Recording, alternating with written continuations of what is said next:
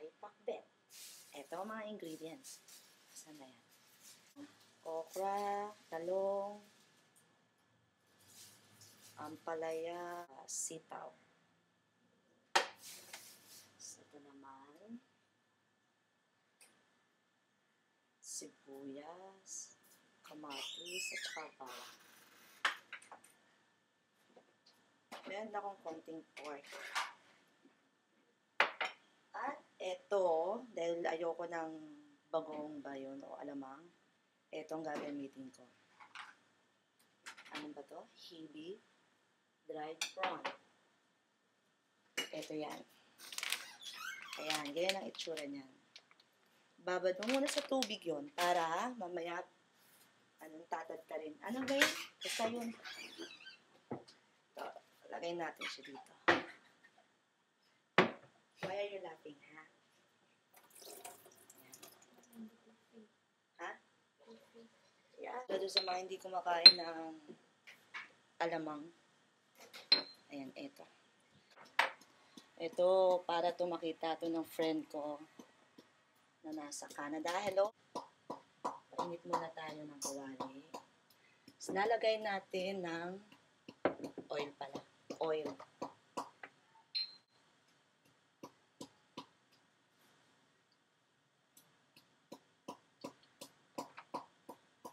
So, yung mga sukat, hindi ko, basta, eto, kasya na siguro sa amin to. 3 adults, 3 bata. 3 adult, 3 bata. Pwede na yan. Hindi ako makain ng alamang eh. So, ito. Igigisa ko muna ito. Okay?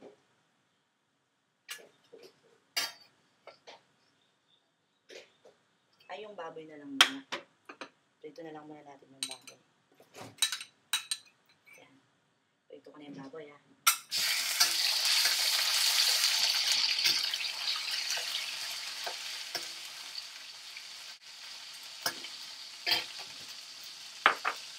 So, tutustahin lang natin ng konti yung baboy. Ano ba to? Yung vegetable cubes. Tapos, kunin lang natin siya. Pwede natin i-set aside kung ano-ano nyo. Ganyan.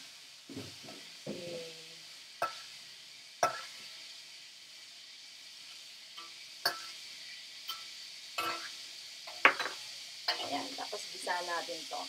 Okay, yung kamatis, bawang at saka sibuyas. So, bawang muna tayo.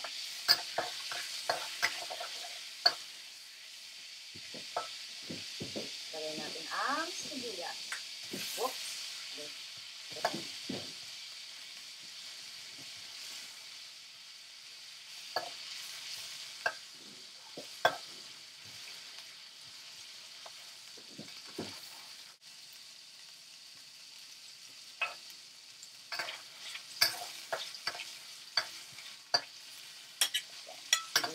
Ay, kamatis pa lang.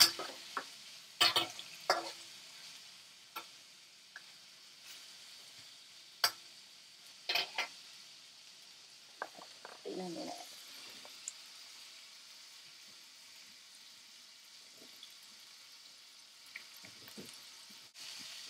Ang bango. Balik natin tong baboy ulit, ha?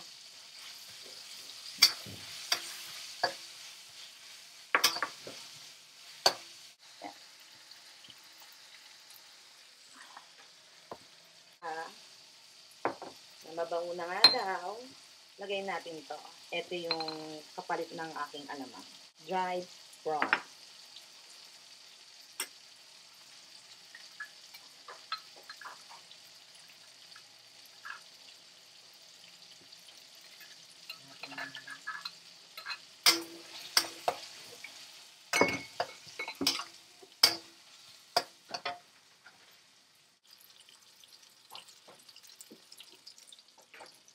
Ganyan yung kalabasa.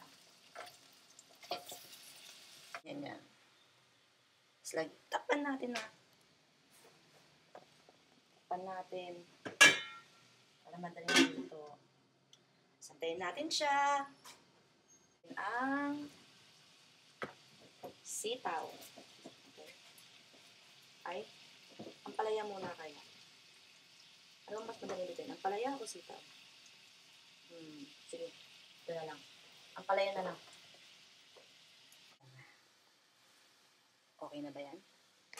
Tara lang. Takpan natin ulit siya. Sitaw na.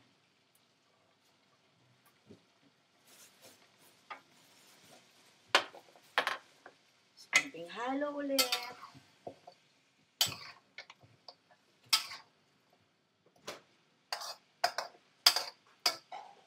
Konting takip-takip. Takpan natin. Ayan. Wait ulit tayo. Wait. Tapos to. Etong vegetable cubes. Ano lang. Kalahati lang ito. Kasi baka mapaalat tayo. Yun. Pag napaalat, alam mo naman ang technique doon. Lagyan ng tubig. Halo-halo.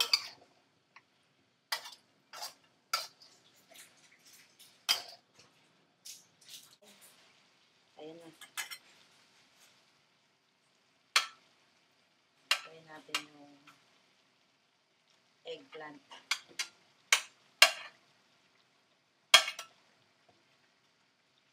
Tapos, so, pakita ko na sa inyo yung itsura. Ayan na ha.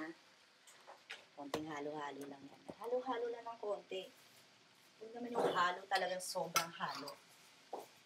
Alalay lang sa paghalo. Medyo nakikita yung natutuyuan na yung luto niya. Lagyan ng konting tubig ulit. Mamaya yan. Kailang ano na ba akong tubig? Basta, yun na yun.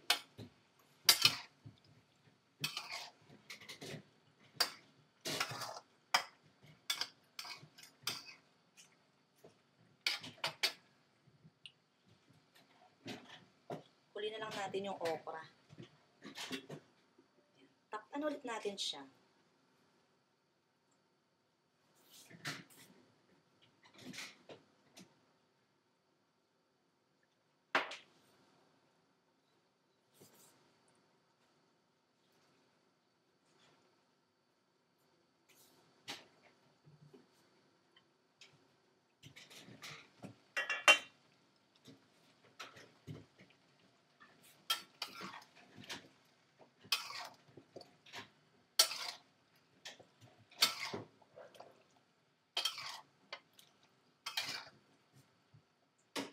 Ito yung version ko ng pakbet na walang alamang.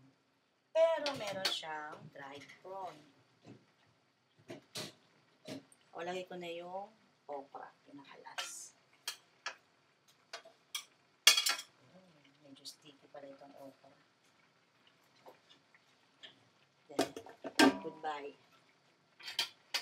So, lagyan natin siya ng oyster sauce. Hindi natin pakita yung pangalan. Oyster sauce yan.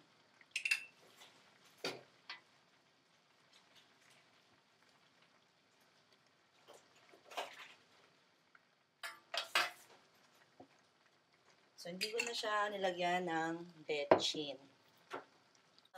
Luto na talaga siya.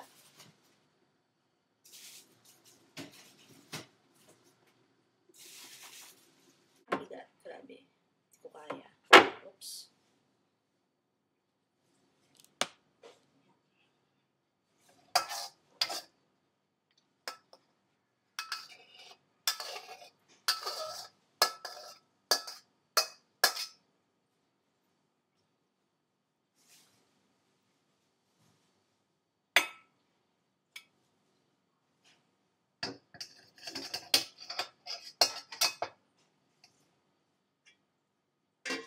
Okay.